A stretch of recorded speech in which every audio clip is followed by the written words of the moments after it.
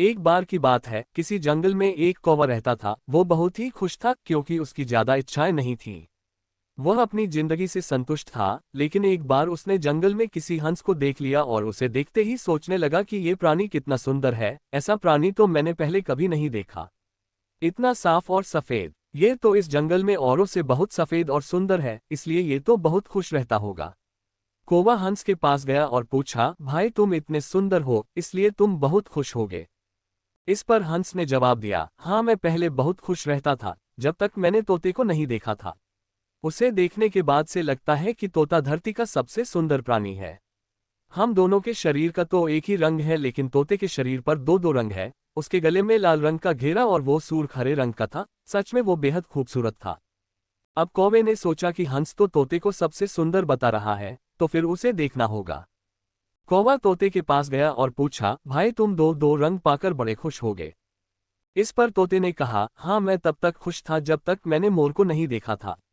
मेरे पास तो दो ही रंग हैं, लेकिन मोर के शरीर पर तो कई तरह के रंग हैं। अब कौवे ने सोचा, सबसे ज्यादा खुश कौन है, ये तो मैं पता करके ही रहूंगा। इसलिए अब मोर से मिलना ही पड़ेगा।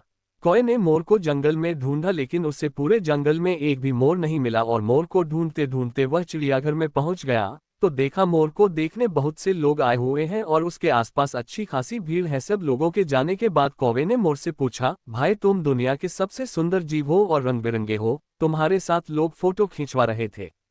तुम्हें तो बहुत अच्छा लगता होगा और तुम तो दुनिया के सबसे खुश जीव होगे। इस पर मोर ने दुखी होते हुए कहा, भाई अगर सुंदर हूं तो भी क्या फर्क पड़ता है। मुझे लोग इस चिड़ियाघर में कैद करके रखते हैं, लेकिन तुम्हें तो कोई चिड़ियाघर में कैद करके नहीं रखता और तुम जहां चाहो अपनी मर्जी से घूम फिर सकते हो। इसलिए दुनिया के सबसे संतुष्ट और खुश जीव तो तुम्हें होना चाहिए, क्योंकि तुम आजाद रहते हो। कौवा हैरान रह गया, क्योंकि उसके जीवन की अहमियत कोई दूसरा बता गया। दोस्तों, ऐसा ही हम लोग भी करते हैं। हम अपनी खुशियों और गुणों की तुलना दूसरों से करते हैं, ऐसे लोगों से जिनका रहन सहन का माहौल हमसे बिल्कुल अलग होता है। हमारी जिंदगी में बहुत सारी ऐसी चीजें होती हैं जो केवल हमारे पास है, लेकिन हम उसकी अहमियत समझकर खुश नहीं होते।